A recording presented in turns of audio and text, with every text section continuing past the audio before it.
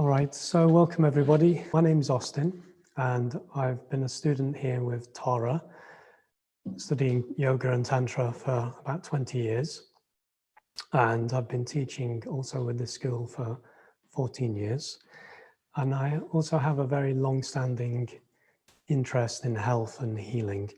I qualified as a holistic therapist 20 years ago, and over the last few years been working in psychological well-being.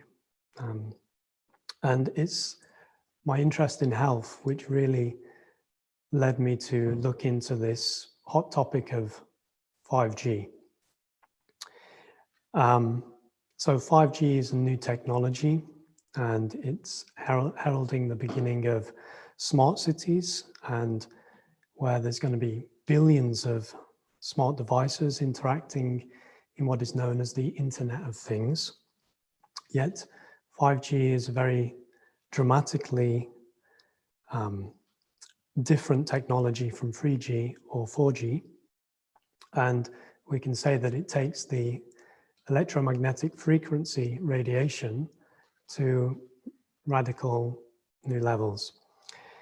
And because there has been quite little research done on 5G, we can say that this is quite an alarming experiment on humanity. So in the presentation today, we've got just under 2 hours. It is a very big subject, so we're just going to skim the surface. Just as a disclaimer, even though this is being hosted by Tara and I'm a student teacher with Tara, the ideas that I'm expressing tonight are not necessarily the views held by Tara. And I'm saying that because some of the ideas are quite controversial, and what I'm going to be quoting from is different sources of information, which I'll give you a list of towards the end of the conference. Hopefully we'll have some time for questions and answers towards the end as well. So I'd just ask you to leave any questions that you have until the end of the conference. To give an outline of the presentation today, in part one, we're going to be looking at the electrical nature of life and how the human being is intimately connected to the pulse of the Earth, known as the Schumann resonances. In the second part, we're going to be looking at a compelling case of how many major outbreaks of disease of the industrialized civilizations are correlated historically to the rollout of new electric technologies. In the third part, we're going to be looking at wireless technology, how this has had a massive increase in electromagnetic frequency radiation, and we could say is perhaps the greatest health hazard of current times, with countless scientific studies showing dangerous biological implications. In the fourth part, we'll turn our attention to 5G and look at why this is dramatically different from 3G or 4G technology, how it threatens our health by irradiating us unceasingly with electromagnetic frequencies in unprecedented new levels. And on the fifth part, we're going to look at conclusions and solutions. So we begin with the first part, looking at the electrical nature of life and how the human being is intimately connected to the pulse of the Earth, or the Schumann resonances. First of all, when we speak about electricity, we can define it as a fundamental form of energy that occurs naturally, as in lightning, or is produced as in a generator, and is expressed in terms of movement and interaction of electrons. Most people don't know that the human body is electrically charged. When we think of electricity, we generally think of something exterior to ourselves. Yet there is a form of electricity prevalent in every living creature, and this is called bioelectricity. It is bioelectricity that enables a shark to map the ocean floor. It's bioelectricity that allows the electric eel to generate large fields of current outside their bodies. And it's bioelectricity that allows migratory birds to travel great distances at the same time each year, having like an internal GPS.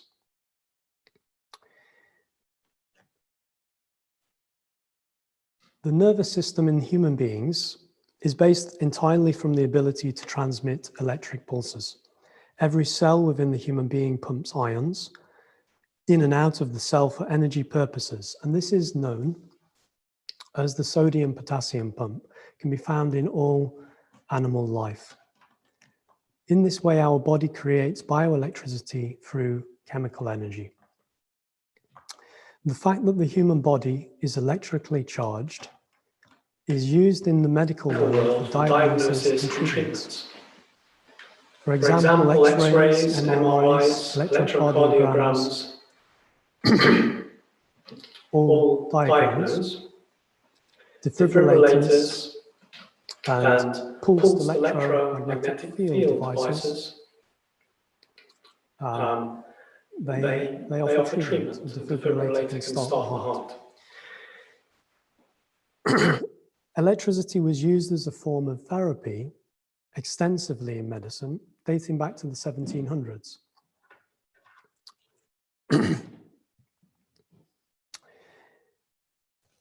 There is research saying how cells are designed to run in an environment of 20 to 25 millivolts.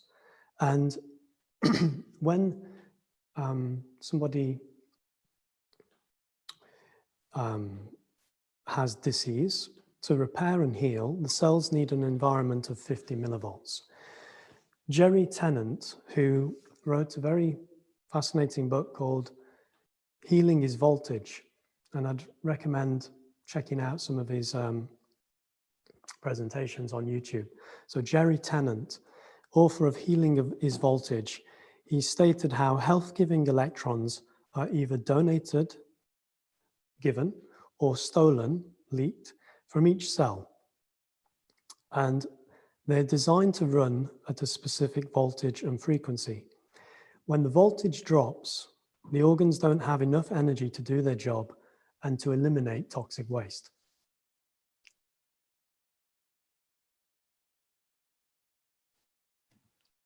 So our bodies run on bioelectricity, and the meridians of acupuncture, also known as the nadis in yoga, and the chakra system, what that represents is a sophisticated map of the bioelectrical channels of the human body. In acupuncture, for instance, there is a spot at the bottom of the feet called bubbling springs, and it's known as this because the electrical currents bubble up from the earth into the feet.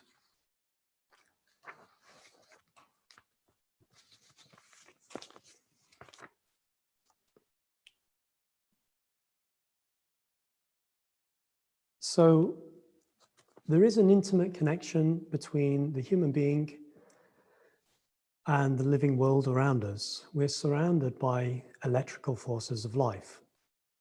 Both the earth and our atmosphere are electrical, and there's a dynamic relationship between the two. This is known to atmospheric physicists as the global electrical circuit. And this is where there is a vertical electric current flowing from the atmosphere to the earth, and it has a gradient of about 130 volts per meter. So this vertical flow travels from the sky to the earth via atmospheric ions being channeled through the top of our heads and through our meridians, our energy channels, down into the earth.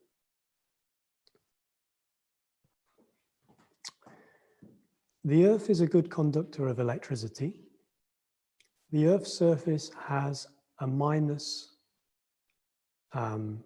minus negative charge compared to the atmosphere. Grounding ourselves to the Earth it provides a very abundant supply of negative ions, which cancel out a lot of free radicals. So there's giving this antioxidants. It's the richest supply of antioxidants, and so it gives many healing effects. The upper atmosphere and the ionosphere surrounding our planet is more electrically positively charged, or yang. So if the Earth is more yin, having a minus polarity, the upper atmosphere is more yang. And electricity travels with great ease through the ionosphere, for example, with lightning. The electrical tension, or the polarity between the Earth, the yin, and the ionosphere, the yang, produces electrical activity and lightning discharges result. Every second of every day, there are about 100 lightning bolts striking the Earth worldwide. This produces specific global electromagnetic resonances known as the Schumann resonances, named after the physicist Winfried Otto Schumann, who predicted it mathematically in 1952. The Schumann resonances, we could say, are the pulse of the Earth. The Schumann resonances are a set of spectrum peaks in the extremely low frequency portion of the Earth's electromagnetic field. So they occur at several frequencies, basically between 6 and 50 cycles per second, or hertz.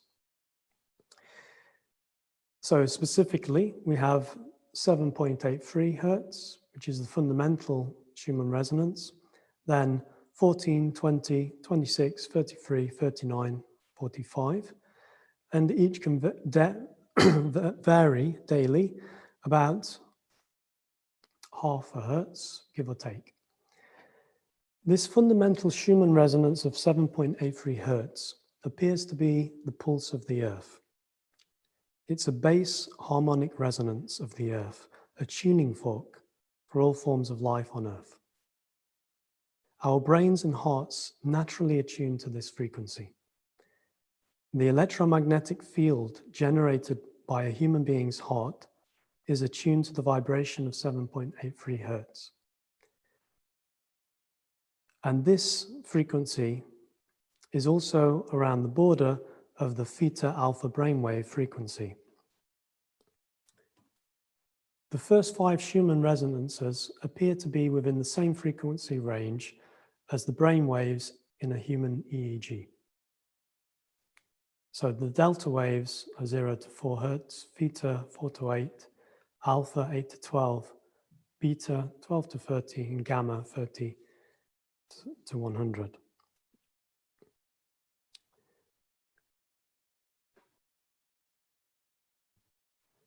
The Schumann resonance activates the production and distribution of melatonin in the body. Melatonin is a natural, vital hormone that regulates the circadian rhythms. It's the strongest antioxidant known. It's present in urine.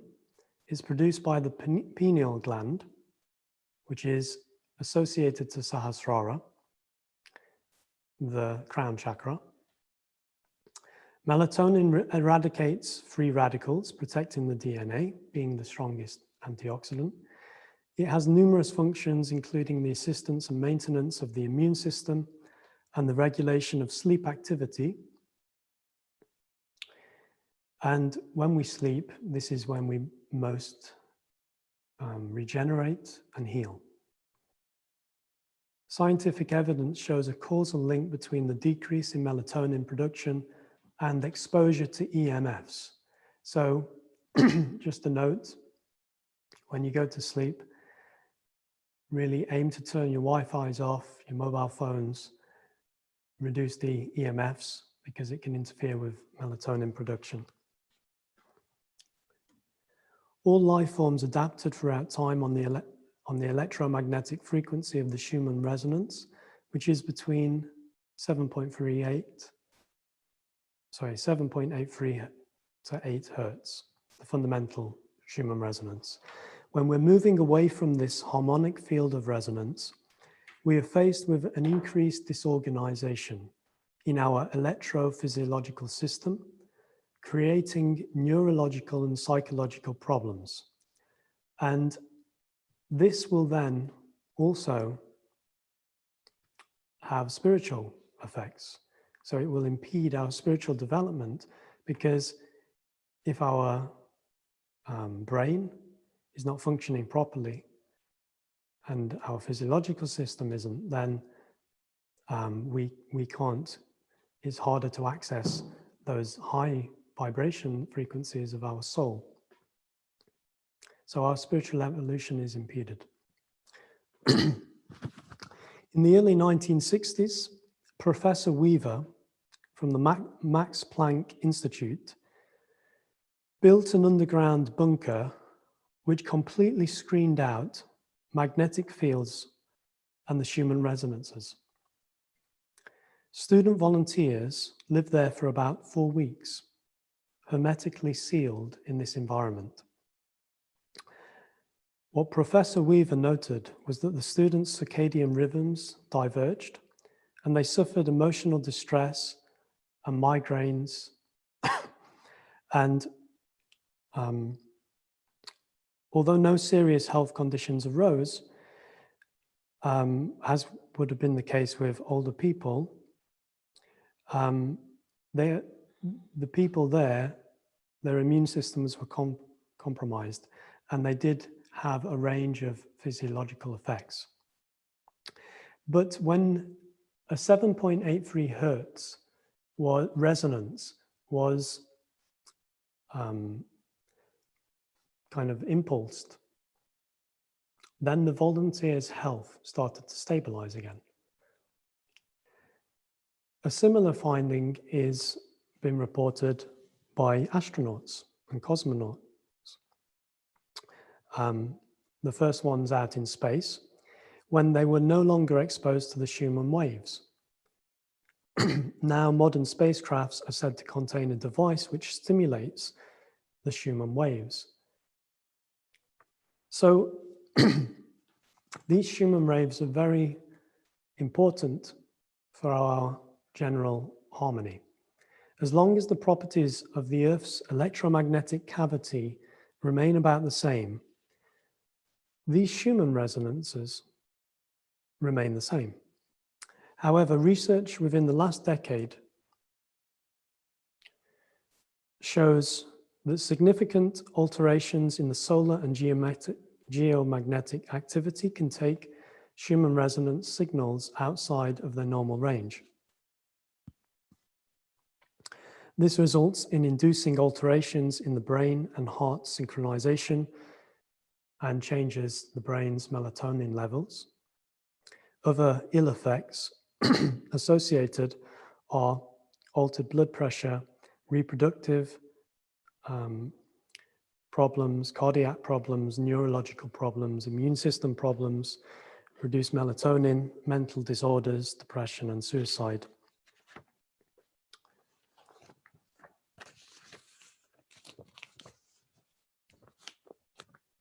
So this is the first part. The second part, we're going to look at the correlation between the rollout of new electrical technologies and the outbreaks of diseases. And we'll start with a couple of quotes. First one by Gerard Hyland, professor from the University of Warwick, UK. The human body is an electrochemical instrument of exquisite sensitivity. Another quote by Barry Trower, a British physicist, said, "A basic receiving antenna can be thought of as an apparatus that converts electromagnetic waves into electric current. It turns out that the human body is a very effective antenna over a broad frequency range. As an electrical conductor, When exposed to electromagnetic fields, the human body behaves as an antenna, with a frequency resonance determined by various factors including height, posture, etc. Like a radio, the human body can be interfered with by incoming radiation. If a signal can operate a mechanical device, a signal can also disturb every cell in the human body. An electromagnetic wave acts like a signal radiating out into space, and it's basically telling every other electron in space that it bumps into move in this same direction. When an ordinary electromagnetic field enters the body, it causes changes to move and currents to flow. When we are bombarded by signals such as those from very high frequency radio waves from cell phones and cell towers, they interfere with the natural bioelectricity flowing through our system, and they induce electric currents through the wires of our bodies.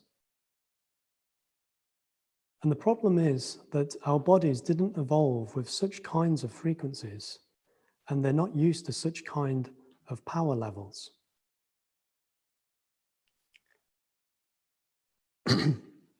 Electrical engineers understand how more sensitive electric equipment can be disrupted and even destroyed by what is known as radio frequency interference.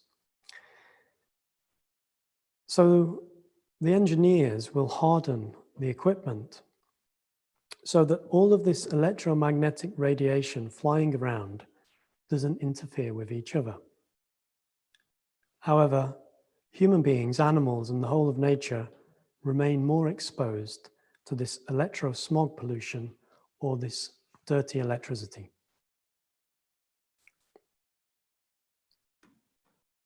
Arthur Furstenberg is a scientist and a journalist with a degree in mathematics. An injury by X-ray overdose cut short his medical career.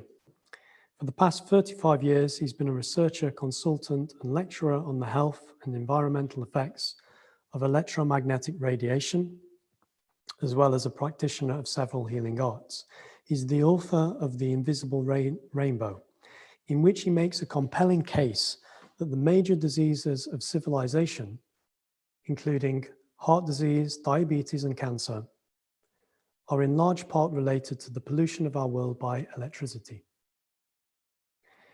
And just to note that his bibliography in this book is 140 pages. So he's extensively referencing research and he did that because he knows that many of his claims are quite controversial. So if we look at the correlation between the rollout of new electrical technologies and the outbreaks of disease, first of all, he looks at how the first electrical technology harnessed for use outside of medicine was telegraphy. In the 1840s to 1870s, millions of miles of telegraph wires were strung around the earth, and a new disease started to be reported in medical literature called neurasthenia. Nowadays, that's known as anxiety disorder. But back in those days, it was considered a physical problem. From the time it was first described, which was in the 1860s, until about the turn of the 20th century, it was considered a physical disease, not a psychological disease as we think of it today. And they searched and searched for a cause, and it affected enormous numbers of people throughout the Western world and seemed to follow the courses of telegraph wires. Another important note is that before the 1850s, diabetes and cancer were extremely rare. Heart diseases barely existed except in old people and in infants because of congenital disorders.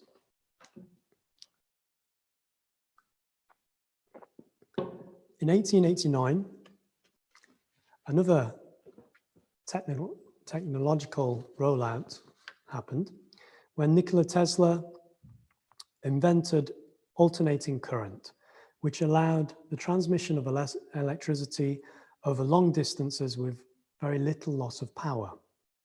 And this was harnessed so rapidly that we went from virtually zero use of alternating current to intense use of alternating current in the same year. 1889 was also the year of the first great modern influenza epidemic, and this went worldwide, lasting 4 years, killing a couple of million of people. In 1918, during the First World War, the United States started using radio technology. Well, the whole world did, started using it intensively for the first time, but especially in the United States. Furstenberg makes the case in the book that the Spanish influenza epidemic was caused by the sudden change in the Earth's electromagnetic environment by the worldwide use of radio for the first time. He points to evidence how the Spanish influenza began in American bases, where soldiers were trained in the use of radio waves, and the installation of a very powerful, or the most powerful alternator, a 50,000 watt alternator in New Jersey in the United States for use in communicating overseas, occurred in 1918, exactly when the Spanish influenza epidemic became so deadly.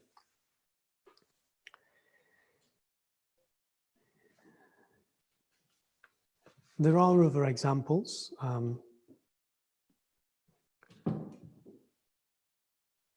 For example,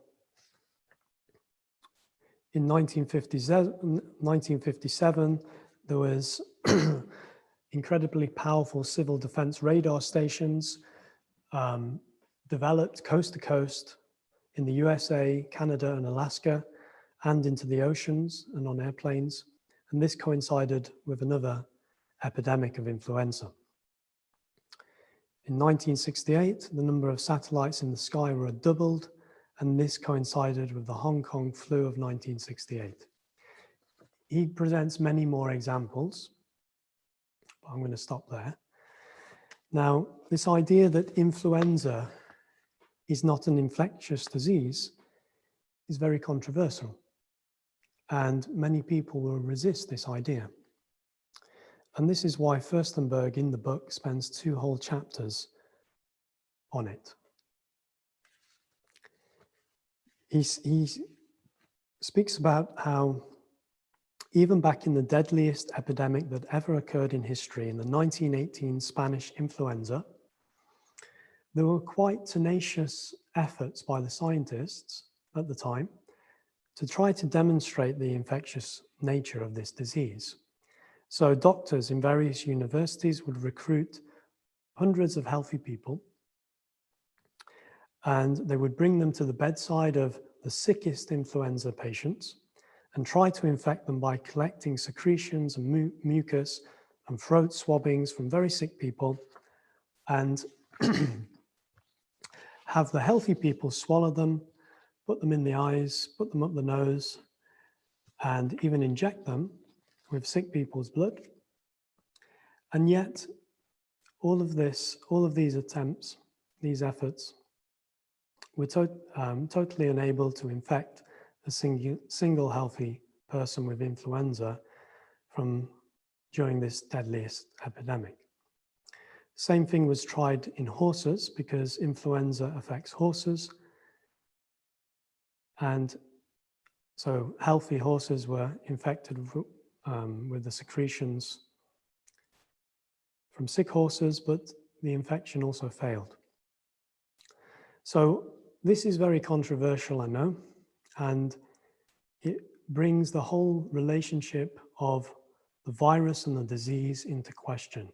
It questions the whole germ theory in medicine. And yet, there is evidence that this relationship between influenza and electricity is very strong. How does EMF radiation affect health, and specifically heart disease, cancer, and diabetes? According to Furstenberg, it has to do with what goes on in the powerhouses in our cells where we metabolize our food, the mitochondria. The last step in metabolism is the electron transport system in the mitochondria, where the electrons from our food get combined with the oxygen that we breathe and essentially burn our food and produce energy.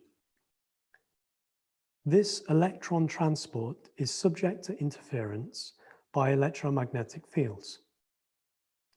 So what happens when you interfere with this electron transport?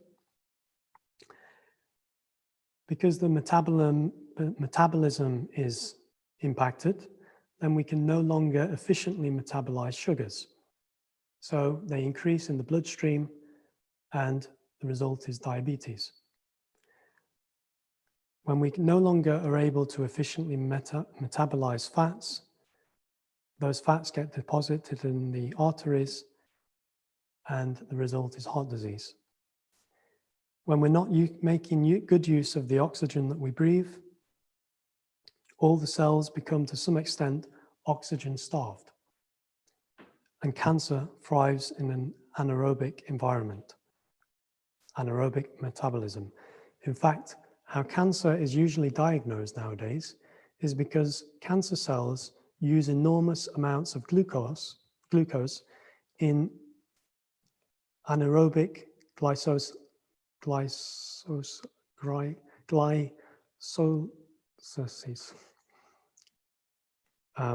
That's how cancer is diagnosed. So you can take a picture of the body and the areas that show up as having high radio labeled glucose are the areas where you look for cancer.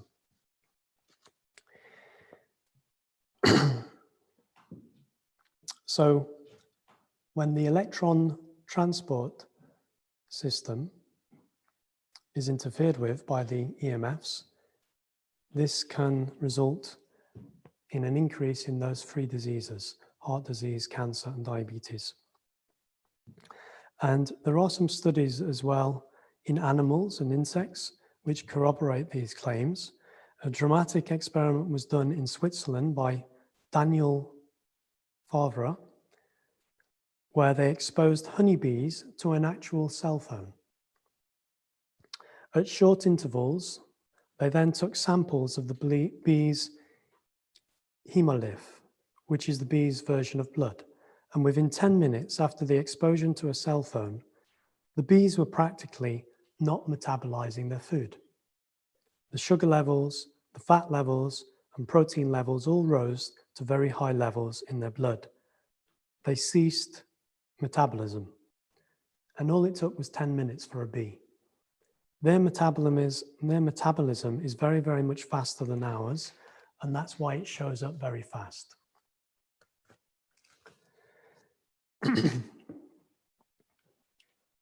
So we move now to part 3, looking at wireless technology.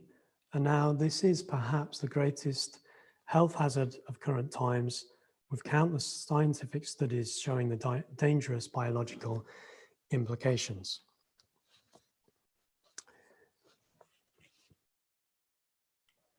So to understand electromagnetic frequencies, we can look at this diagram of the electromagnetic spectrum. An EMF is a measure of how many times the peak of a wave passes a particular point per second. So the measurement is in hertz, how much that wave repeats in a second. This range of potential frequencies makes up what we call the electromagnetic spectrum.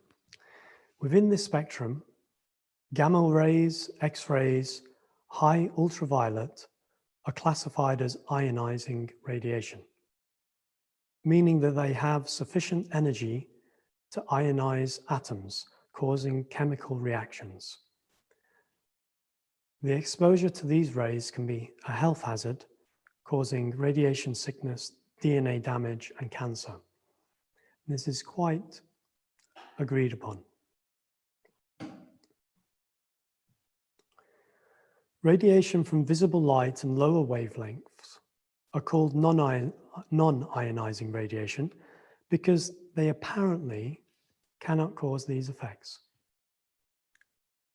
Most mobile networks used for cell phones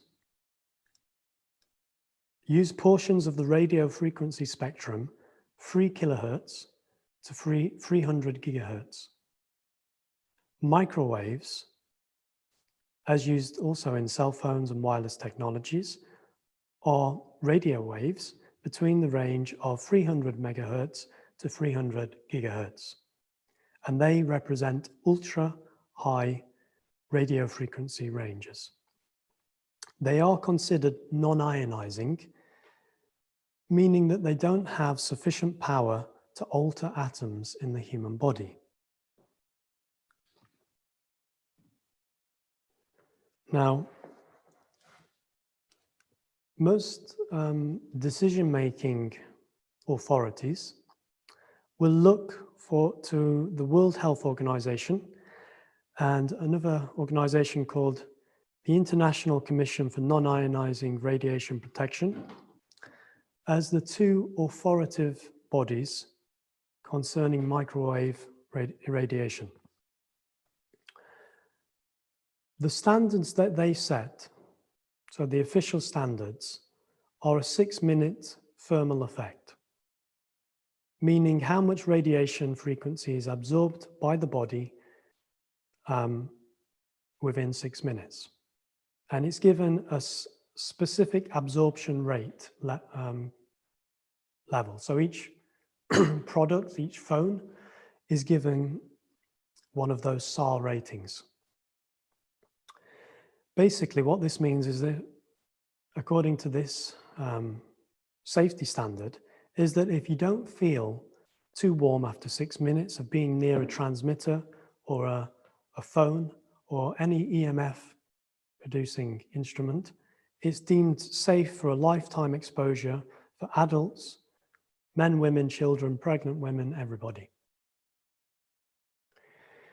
However, thousands of research reports have proven that many different kinds of acute and chronic illnesses and injuries are caused without heating or by a non-thermal effect, from radiation levels far below such international guidelines. Biological effects even occur at near zero power levels. The cells in the body react to EMFs as potentially harmful, just like they react to other environmental toxins, including heavy metals and toxic chemicals.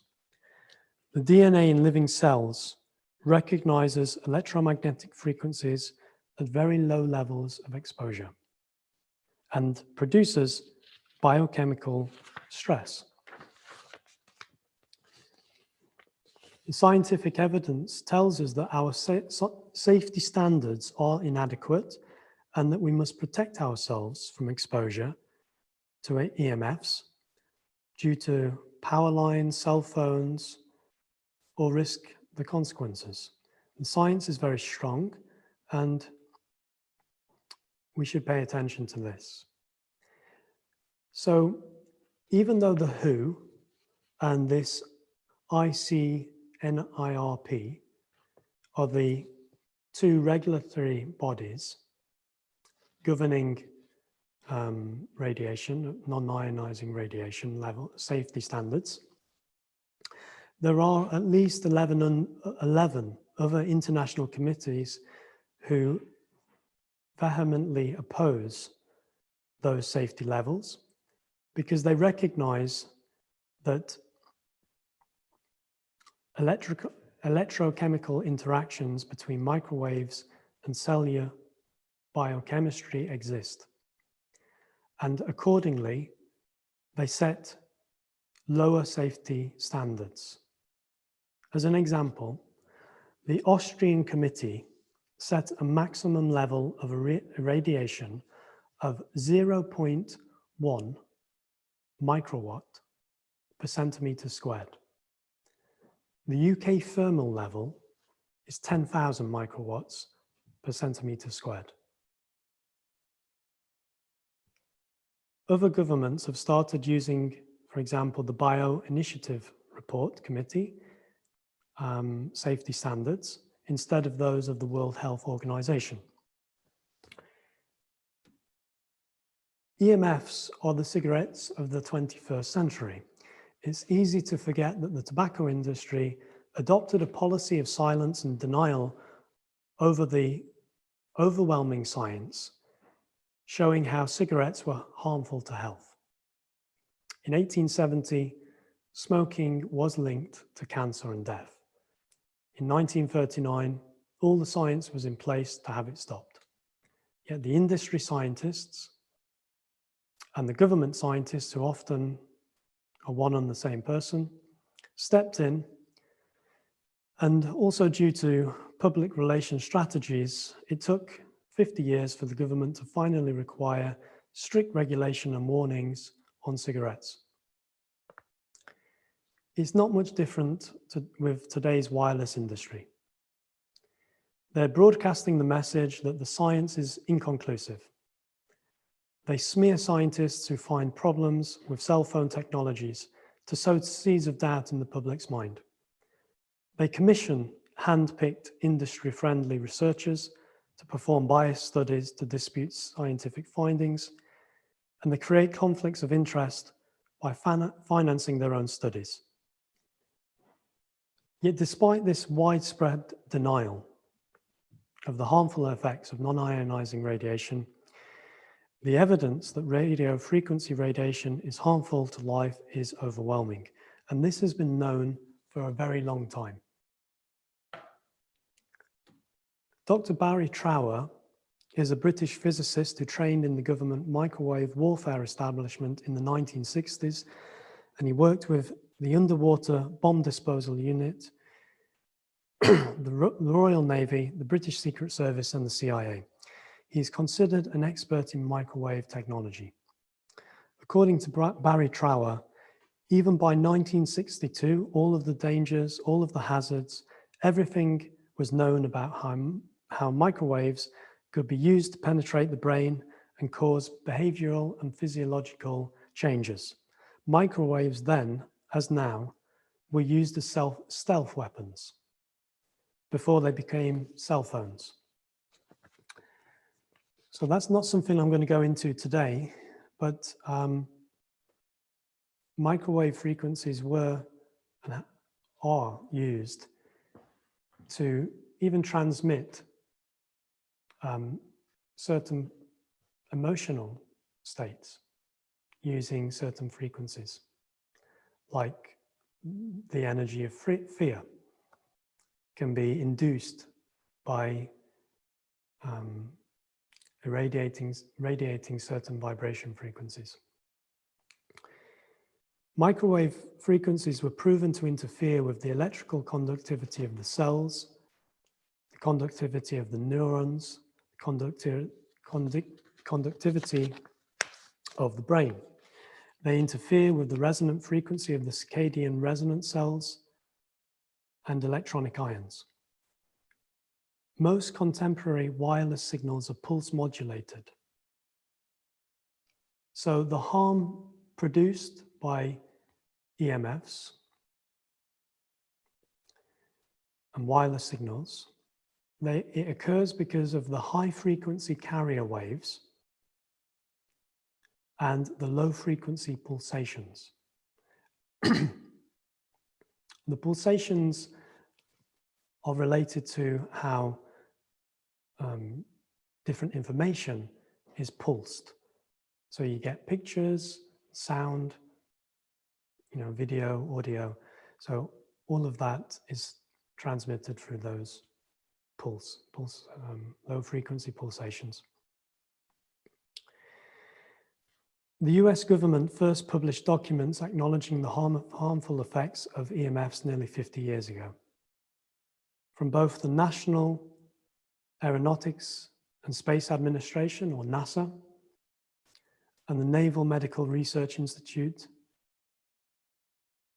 Professor Emeritus Martin Paul, a widely cited scientist on the biological effects of electromagnetic fields, an expert in how wireless radiation impacts the electrical systems in our bodies, he stated that extensive epidemiological studies performed over the past 50 years all collectively show that various non-thermal microwave EMF exposures produce diverse neuropsychiatric effects.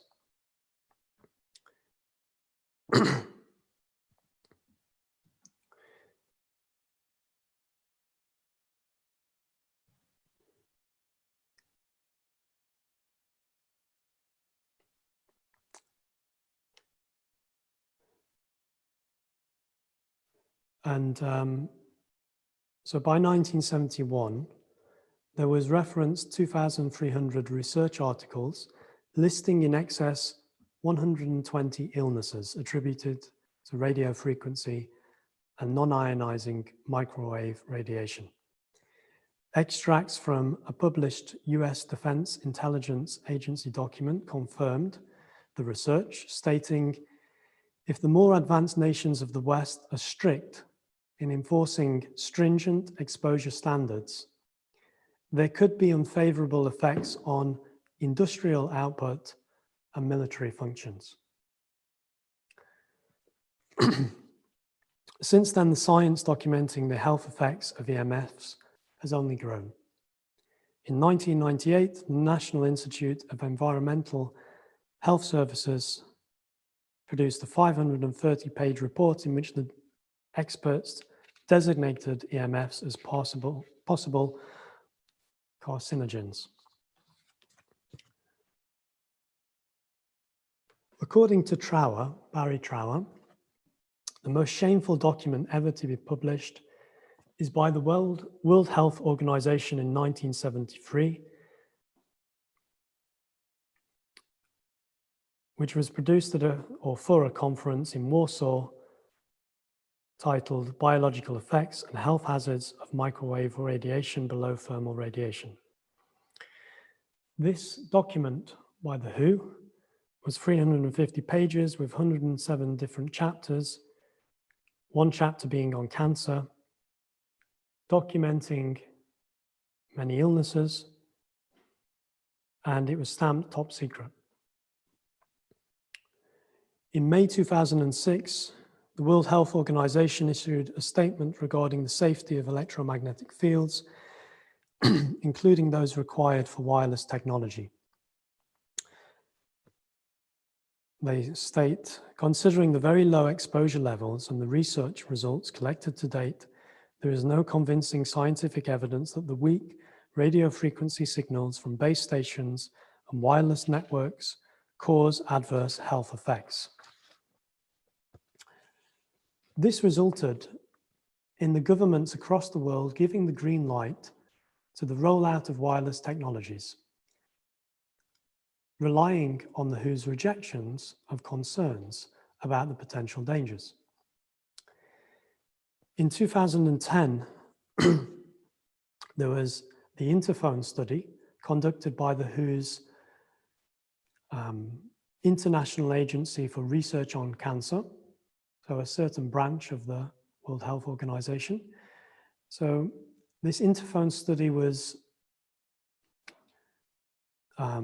conducted in 13 different countries at the cost of $24 million, and it looked specifically at the effects of cell phone radiation and its potential role in brain cancer. The results were reported as inconclusive, and that there was no overall increased risk of brain tumors for cell phone users. However, they found that heavy users, or those that were using cell phones for more than 2 hours per month, had approximately 80% greater risk of glioma, a life-threatening and often fatal brain tumor, after 10 years of cell phone use.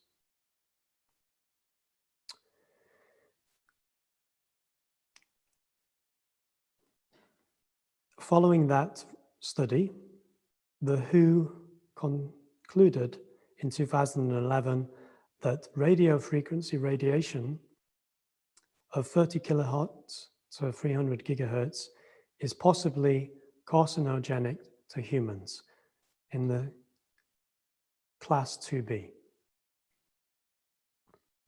Recent evidence suggests that it should be raised to the group 1 carcinogen, along with tobacco smoke and asbestos, as Dr. James Lynn is advocating.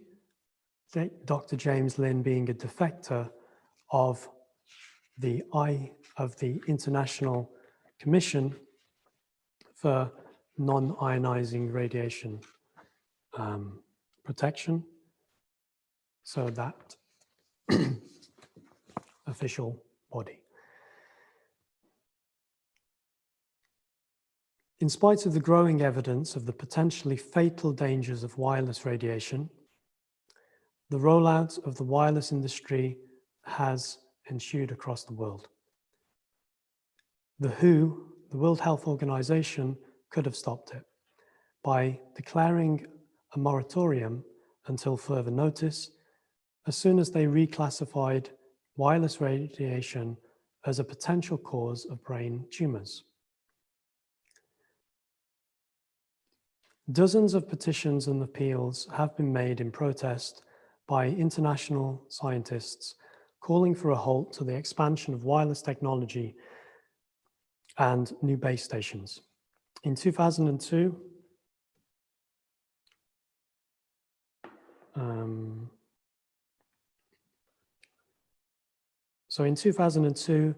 the Freiberger appeal was launched, initially signed by 270 medical consultants, but now has many thousands of signatories worldwide.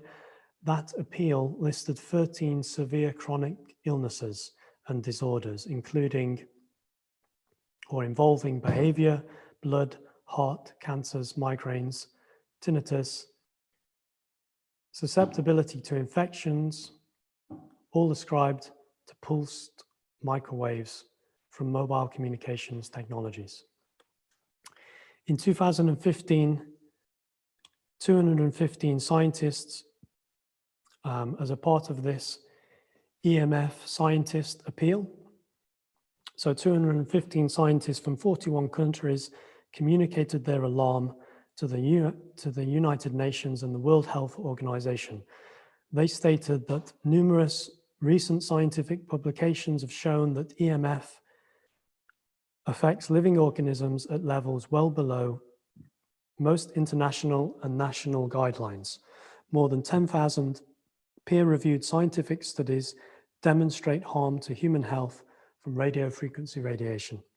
The effects include alteration of the heart rhythm, altered gene expression, altered metabolism, altered stem cell development, cancers, cardiovascular disease, cognitive impairment, DNA damage, increased free radicals, learning and memory deficits, impaired sperm function and quality, miscarriage, neurological damage, obesity and diabetes, oxidative stress.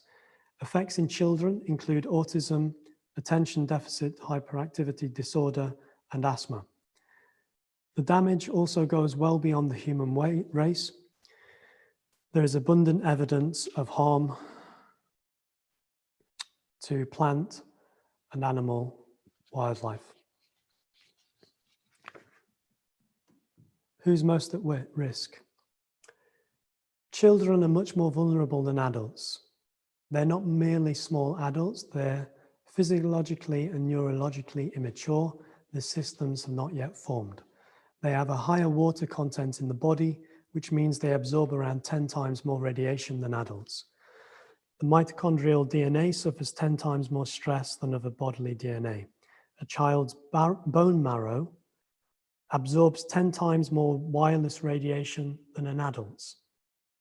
Because a child's skull is thinner, the cell phone radiation penetrates deeply into the brain. And the blood-brain barrier in a child, it does not completely develop until the age of 18 months. UNICEF did their own study, the children's charity. This study wasn't interfered with, and they came to their own conclusions. 85% increase in central nervous system disorders, 82% in blood immune disorders, 36% increase in epilepsy, 11% in psychiatric problems. Yuri Grigoriev, who is the chair of the Russian Federation for Nuclear and Atomic Science, who's also a member of the World Health Organization Advisory Committee on EMFs and Health, stated, "Don't put microwaves in schools. Don't put Wi-Fi in schools. Wi-Fi will have serious neurological damage and physical damage to our children." Pregnant women are also particularly vulnerable because the womb is mostly fluid. Microwaves are attracted and stay there, rearranging the chemical structures of the fluid in many ways. There is a 20-fold higher concentration of damage within the womb. In one generation of exposed children, so let's say in 20 years' time, half of the newborns are going to have some type of defect. Another 20 years down the line, then there will be another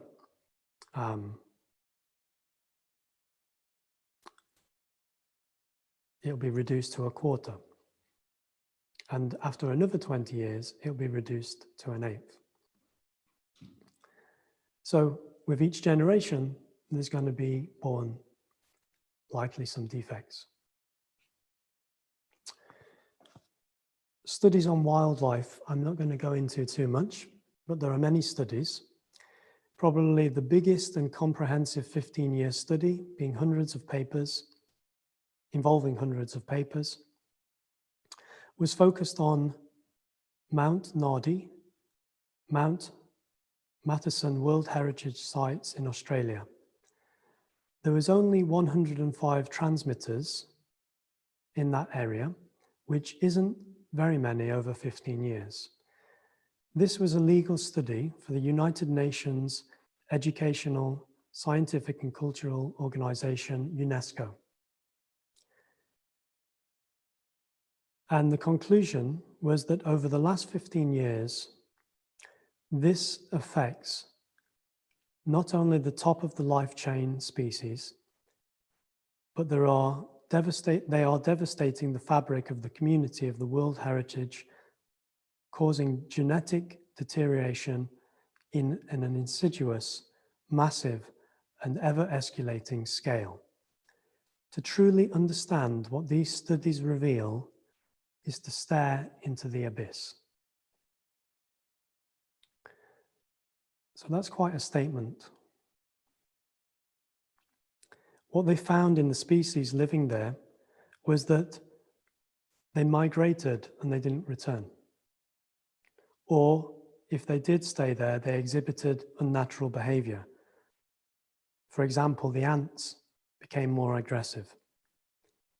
Butterflies, bees, flies, moths, they were down by 80%. This is all before 5G satellites start coming overhead and beaming down on us. Which leads us to the next part, 5G technology.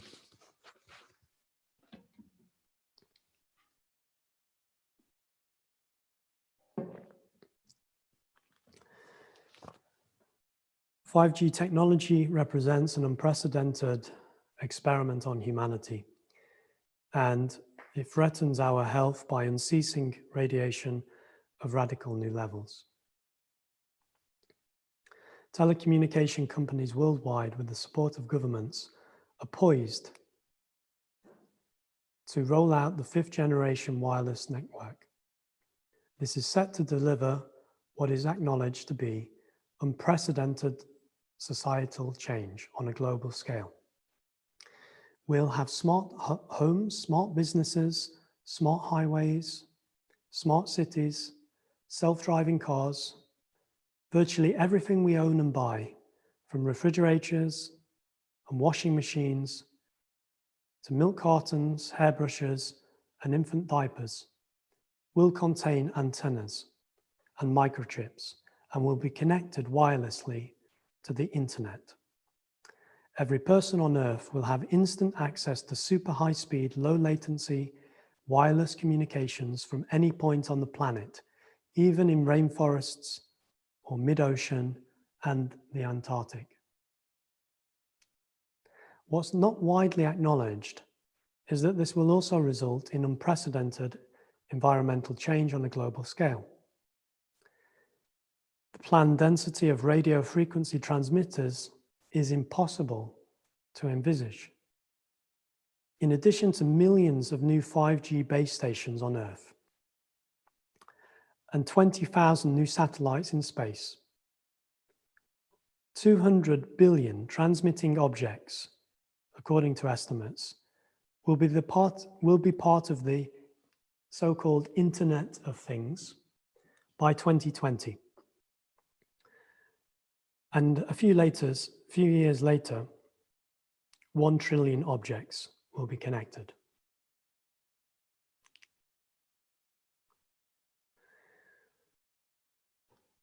Commercial 5G at low frequencies and slower speeds was deployed in Finland and Estonia in mid-2018. The rollout of 5G at extremely high millimeter wave frequencies is planned to begin at the end of 2018. So it's already started. If the telecommunications industry's plans for 5G come to fruition, no person, no animal, no bird or insect, no plant on Earth will be able to avoid exposure 24 hours a day, 365 days a year, to levels of radio frequency radiation that are tens to hundreds of times greater than what exists today. So there is no possibility of escape anywhere on the planet.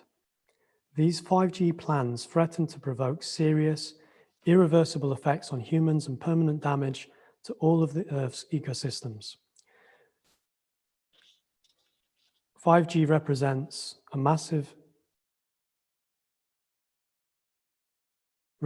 an involuntary exposure to wireless radiation. In order to transmit the enormous amounts of data required for this so-called Internet of Things, 5G technology, when fully deployed, will use millimeter waves. These are poorly transmitted through solid material. And so this requires every carrier to install base stations every 100 meters in every urban area in the world.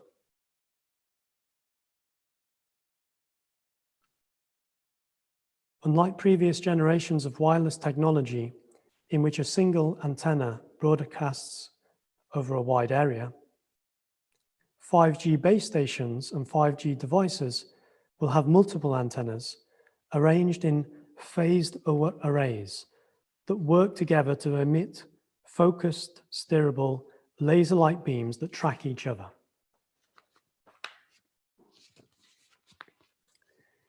Each 5G phone will contain dozens of tiny antennas, all working together to track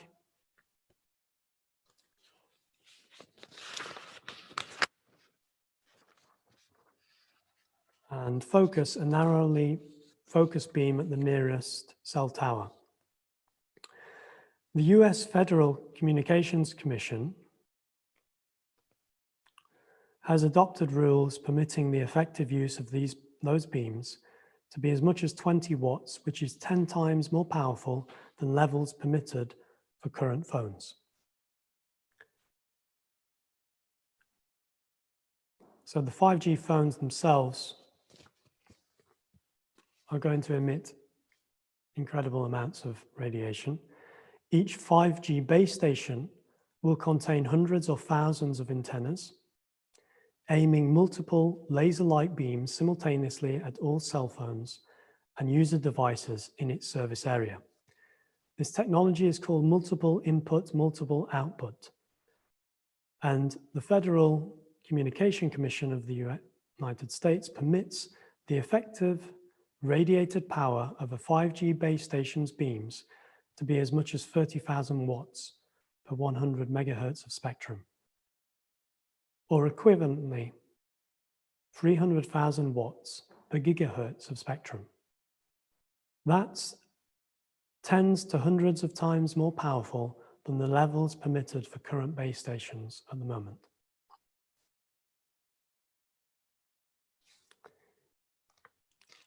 Another little mention here is that because 5G millimeter waves are not very powerful and can't move through solid objects, you find that where 5G is going up, trees are going down. And the more trees that are cut down, they can't be replaced by saplings, because they're not going to absorb the amount of carbon dioxide needed. So cutting down the trees is going to reduce the formation of clouds in the atmosphere, meaning that we'll get droughts. So there are many environmental repercussions. Space-based 5G. There are at least 5 companies proposing to provide 5G from space, sending 20,000 satellites into the low to medium Earth orbit that will blanket the Earth with powerful focused steerable beams. Each satellite will emit millimeter waves with an effective radiated power of up to 5 million watts from thousands of antennas arranged in a phase array. Although the energy reaching the ground from satellites will be less than that from the ground-based antennas, the satellites mean that the whole of the Earth is irradiated. So all of those base stations which couldn't provide a signal will now be covered by the satellites. Even more importantly, the satellites will be located in the Earth's magnetosphere, which exerts a significant influence over the electrical properties of the atmosphere. The alteration of the Earth's electromagnetic environment will affect the Schumann resonances, and this may be an even greater threat to life than the radiation from ground-based antennas.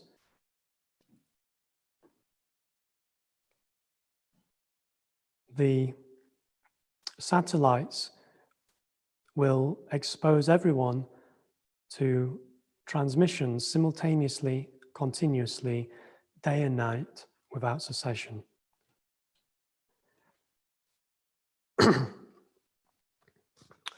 And also something to mention here is that according to the Nuremberg Code of 1947, it stated that no experiment should be conducted where there is a priori reason to believe that death or disabling injury will occur. Based on all of the evidence, the health effects of this 5G are quite obvious. So this experiment should not really be conducted. 5G is also qualitatively and quantitatively different from 4G. The assumption that millimeter waves don't penetrate beyond the skin completely ignores the nerves, the blood vessels, and other electrically conducting structures that can carry radiation-induced currents deep into the body.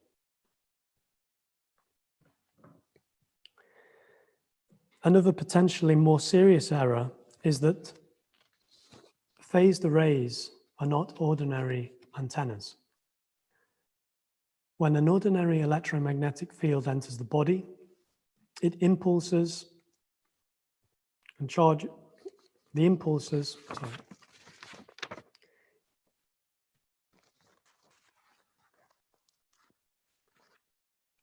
So it focuses charges to move and currents to flow.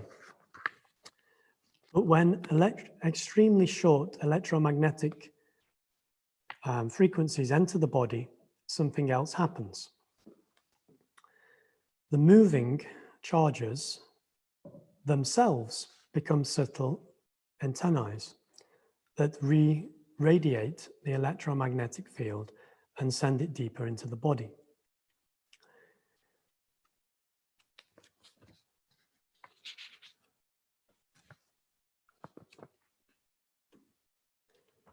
Now, another controversial idea, which I kind of wanted to avoid before doing this research.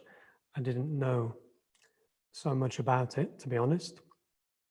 But there is a study which was published in June 2020 by the United States National Institute of Health, although it has now been retracted.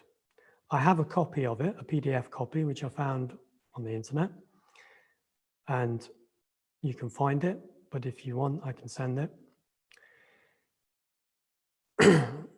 And this study is saying how the 5G technology can instigate the body to produce viruses, and specifically coronaviruses. As a cellular response, the entire abstract of the study is on the slide there, which is a little complex if you're not too scientifically minded like myself. So in this research, we show that 5G millimeter waves could be absorbed by dermatological cells acting like antennas, transferred to other cells, and play the main role in producing coronaviruses in biological cells. DNA is built from charged electrons and atoms and has an inductor-like structure. This structure could be divided into linear, toroid, and round inductors. Inductors interact with external electromagnetic waves, move and produce some extra waves within the cells. The shapes of these waves are similar to shapes of hexagonal and pentagonal bases of the DNA sources. These waves produce some holes in liquid within the nucleus. To fill these holes, some extra hexagonal and pentagonal bases are produced. These bases could join to each other and form virus-like structures such as coronavirus. To produce these viruses within a cell, it's necessary that the wavelength of external waves be shorter than the size of the cell. Thus, 5G millimeter waves could be a good candidates for applying in constructing virus-like structures such as coronaviruses, COVID-19, within cells. So that's the abstract from the paper. It's perhaps a little complex to understand, but basically the 5G millimeter wave EMF waves are puncturing the skin cells, and the body creates hexagonal and pentagonal DNA bases to fill these holes. These bases then join together, making virus-like structures like the coronavirus. The study continues outlining the exact method by which 5G induces coronaviruses.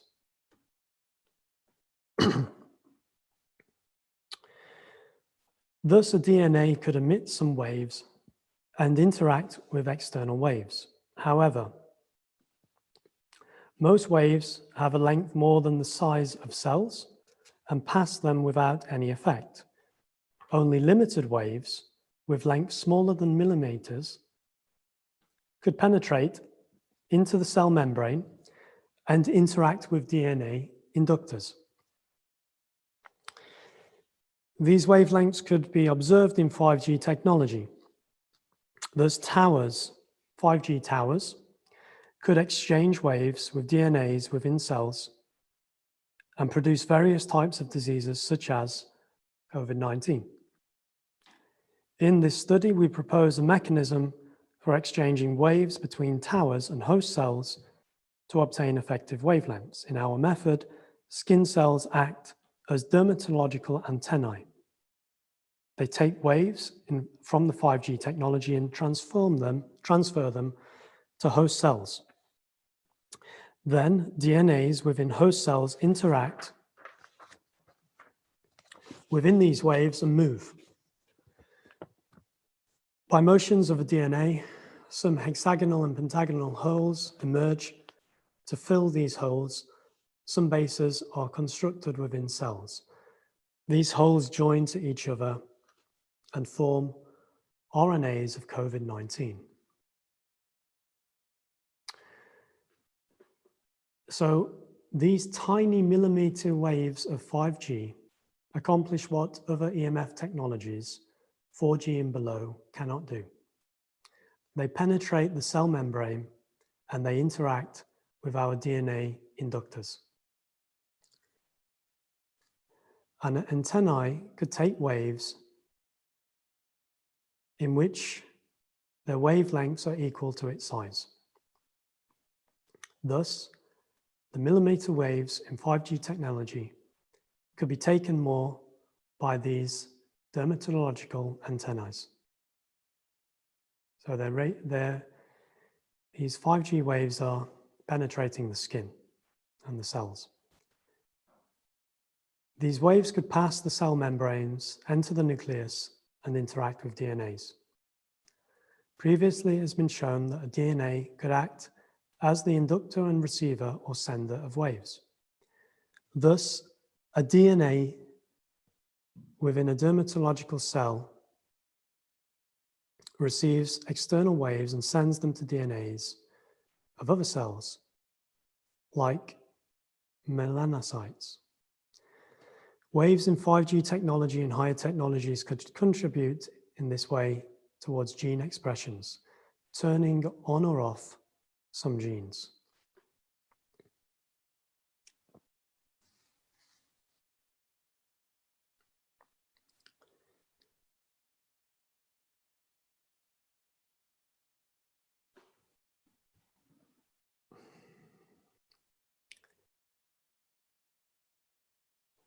There is also another Israeli scientist called Dr. Ben Ishai, who showed that sweat ducts in the skin work like antennae, absorbing energy in electromagnetic frequencies between 75 to 100 gigahertz, part of the range used by 5G. This is a spectrum used in some parts of the USA for 5G.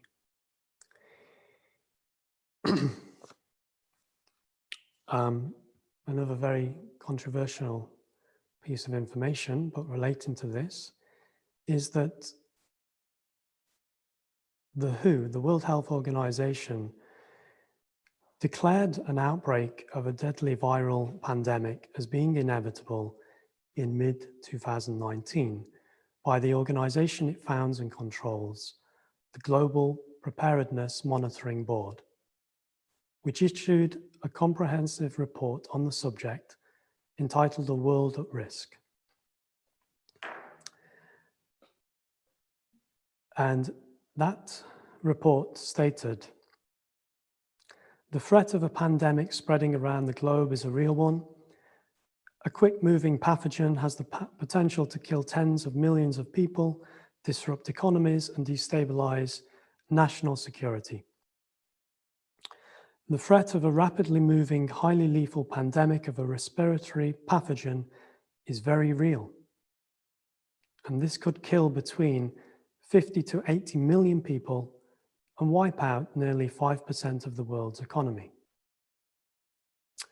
So this was a prediction made with certainty by the World Health Organization that a devastating pandemic could kill 50 to 80 million people in the near future, causing massive losses to the world's economy.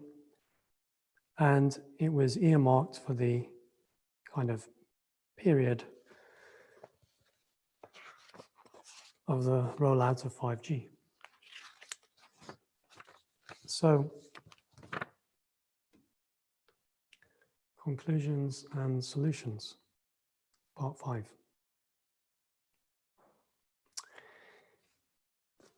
In part 1 of this presentation, we've explored the global electric circuit of the Earth and the ionosphere in which we live. We've seen how it's well established that biological rhythms of human and nature are controlled by the Earth's natural electromagnetic environment, or the Schumann resonances, and that the well-being of all organisms depends on the stability of this environment, including the electrical properties of the atmosphere. Thus, ionospheric disturbances can alter blood pressure, melatonin, and cause cancer, reproductive, cardiac, neurological disease, and death. So,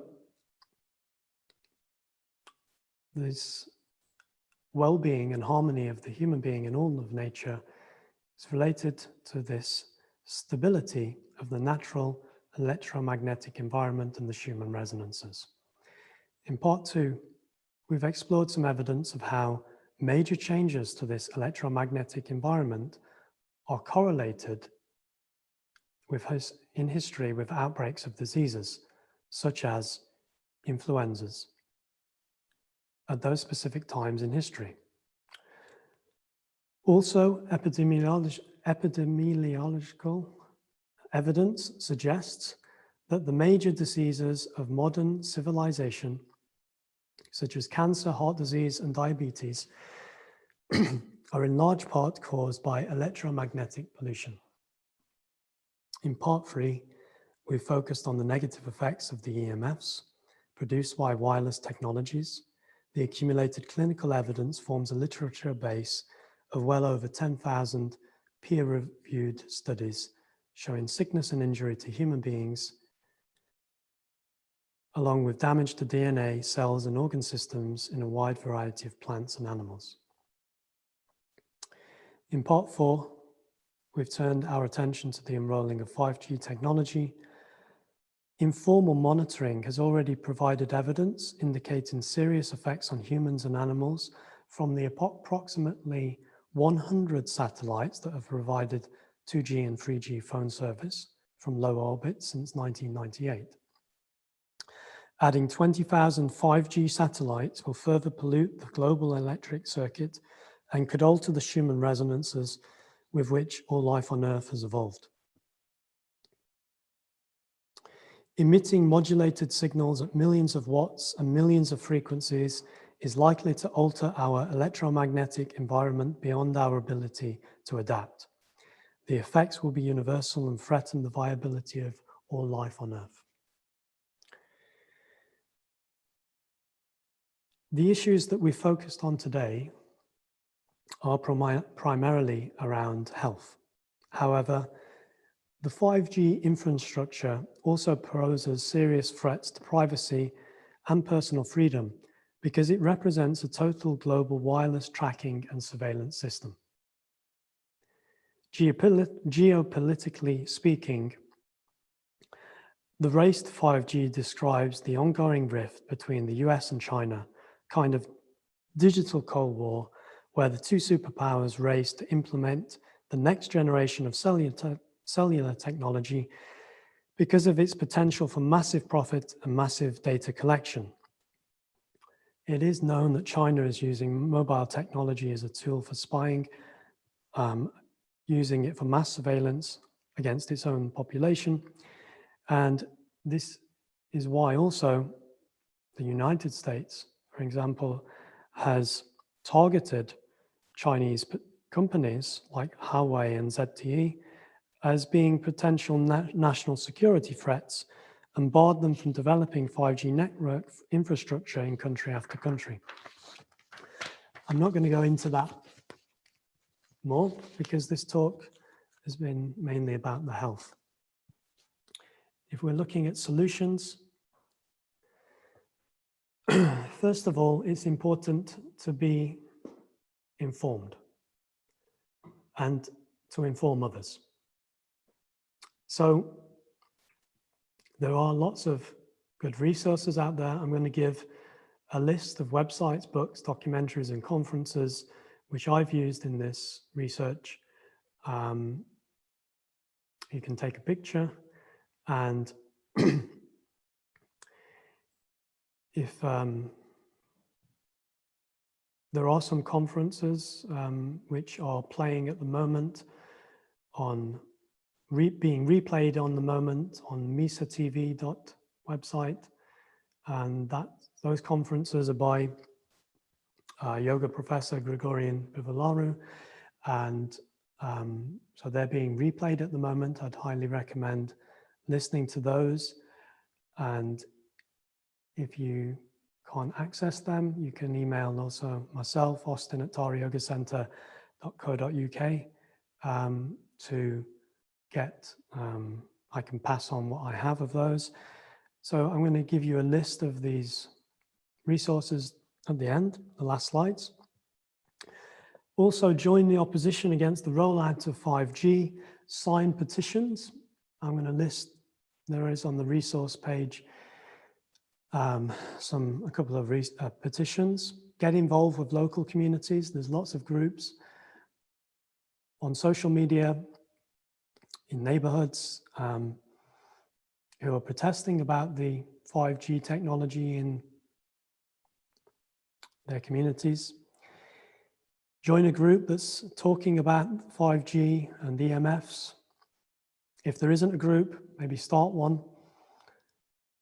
Pass out flyers at community festivals, concerts, political events, host educational events at community centers.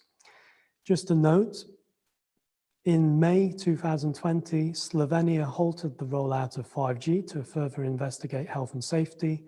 So has Russia.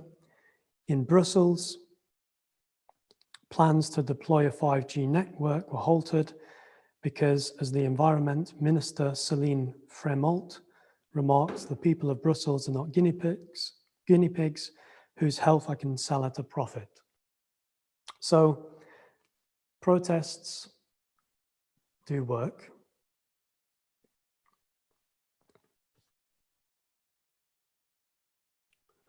Wherever possible, limit your use and exposure to wireless devices and EMFs, and follow these principles. Reduce the use, increase the distance, and favor hardwired connections. So, whenever you are not using the phone, turn it on airplane mode, or simply turn it off. I can tell you that more recently, having looked into this subject, I'm making a habit of doing this.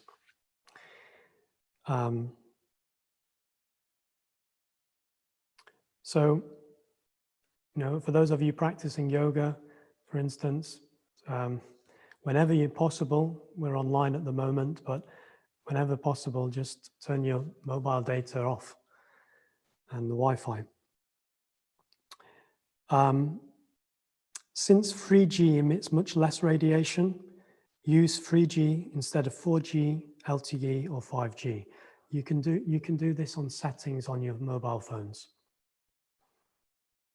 And I believe this also has to do with the level of pulsations that the different G technologies emit and use. Stop using Bluetooth headphones. Don't use Bluetooth or even your mobile phone generally while driving, so that those microwave are just bouncing around there, reflecting off of each other, and it's almost like being in a microwave oven. So it's just increasing this EMF radiation.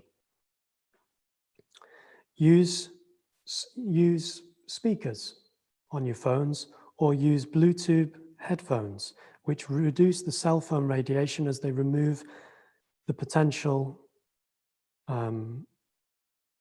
antennae effect up to your ear. So these Bluetooth headphones, they don't have wires through the cables. It's more just hollow. Also, you can buy EMF blocking phone sleeves, which have single-sided protection.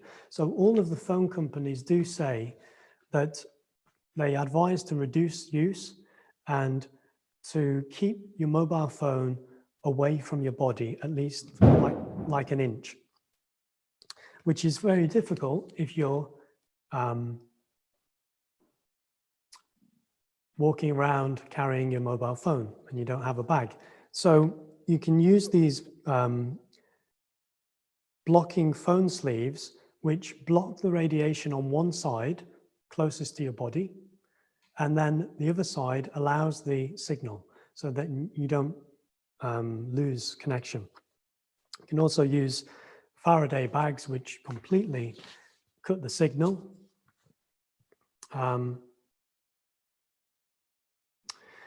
There's also companies producing products which are supposed to be able to block or absorb EMFs emitted by devices.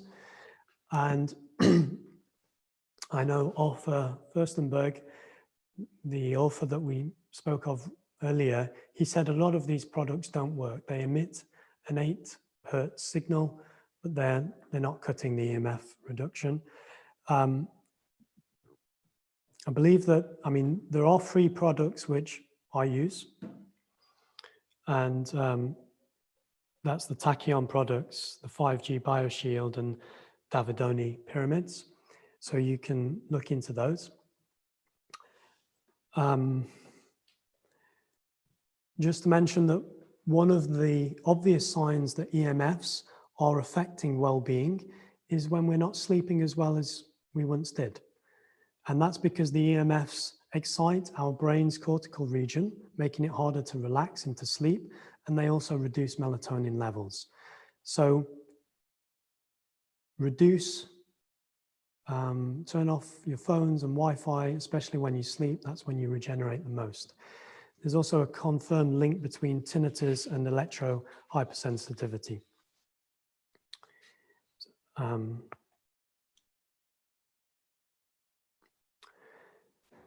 So this is kind of the end of the presentation today. On these 2 pages, I've got 2 pages of resources links here. There's the appeals, there's a few documentaries, there's some conferences and presentations, some on YouTube. And so maybe you could take a picture of this, and then I'll put on there is another slide which is with books and websites, but you can find many others, they're just some examples. So I'll take a picture of this one, and then I'll put on the last slide after we've kind of finished. So we don't have a lot of time left, and for questions, answers, discussion, I don't promise to be able to answer all of your questions, but I can have a go. So does anybody have any questions? Hi, Austin. Hello. Can you hear me?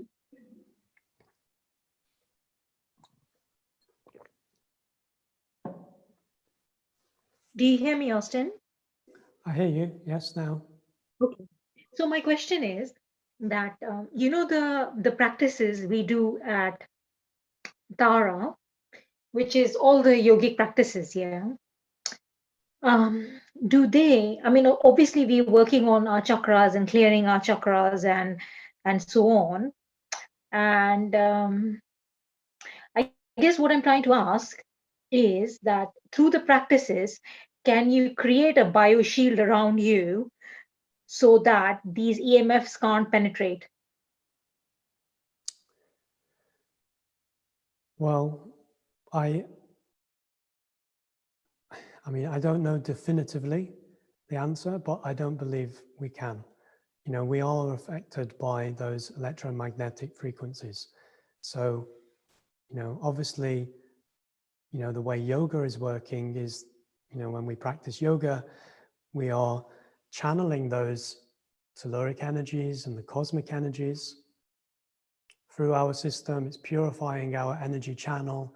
It's producing resonant phenomena so that we are resonating with structures or levels of the macrocosm, and so we feel energized.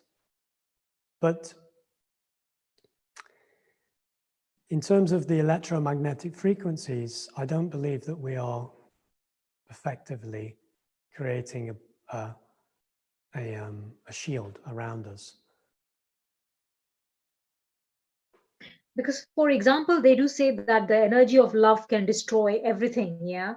So the energy of love can only destroy the human energies which are destructive, but the energy of love cannot destroy the harmful EMFs. So there is a range. It looks like there is a range of it. It's I guess we could use the energy of love to change the mentality of people so they don't go around the bad, the harmful ways. I suppose that's an indirect method. But yeah, looks by what you're saying is that we don't have an antidote that we can. I mean, it's a good question, and like I said, I don't know absolutely, but I don't believe that, you know, we can cancel the EMFs, because these are in the physical universe, and so are we, you know, and Yeah, we're not invincible. Many people like to think we are, but we're not. Thanks so much. yeah. Yeah. So there's a question, will humans evolve to counteract the threat? Well, let's hope so.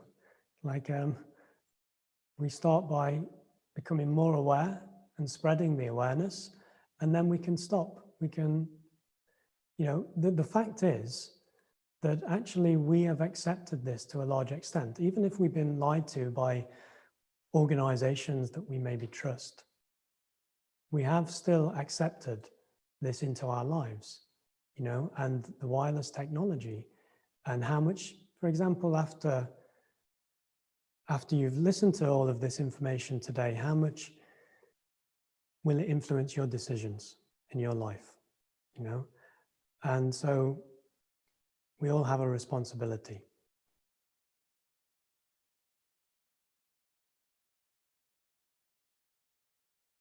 Any other questions?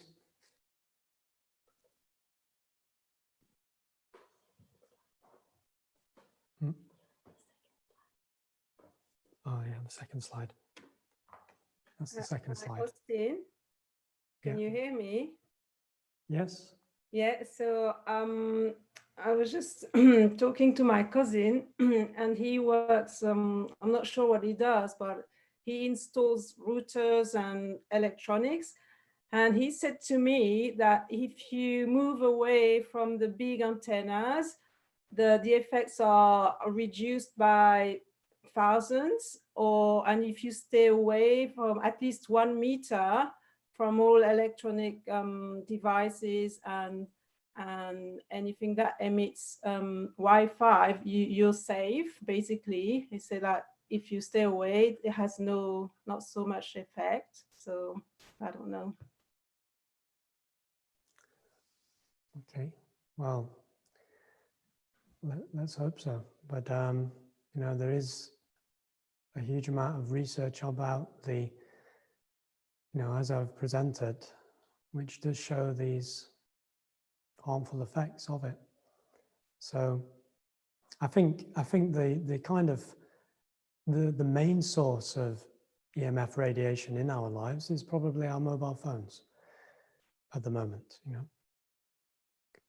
But I think with the 5G technology, we will be radiated, and it will be much more, you know, if it fully enrolls, then it will be more difficult to escape that.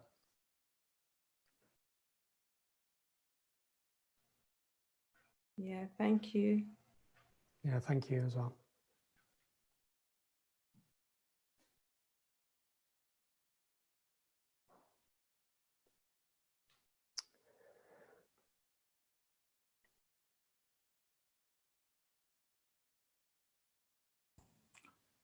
Just a comment, if I may.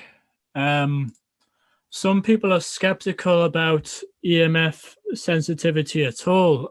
Probably not here, but I have heard this recently from a friend. I'm a software engineer, and I'm basically almost, you know, physically connected to the computer. I spend way too much time on it. And about a year and a half ago, I was doing some intense work, basically from the moment I got up to the moment I went to bed on the computer. And after about a month of that, I noticed I became EMF sensitive. Or I think I always have been, but to a much lesser extent. And it was quite noticeable from that point on. Even though I don't use the computer as much since, I'm now sensitive. So if I spend more than a few hours on the computer, it's absolutely reliable. I feel fuzzy headed, burning eyes, and you know, a number of other signs. So there's no uncertainty about EMF sensitivity existing. It's absolutely real. Yeah, thank you. And I have to say, ironically, I was on the computer a lot yesterday doing this. And after like many hours, pretty much straight, I had like a ringing in my ears. And I was also very fuzzy headed. So, and I was like tethering from my mobile phone, using it as a hotspot because I don't. So the best is that if you are using computers, just to use wires, like the cabling will reduce the radiation to a certain extent.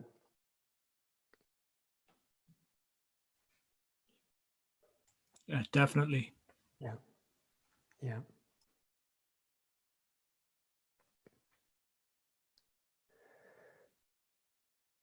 Well, thank you all very much for your attention. I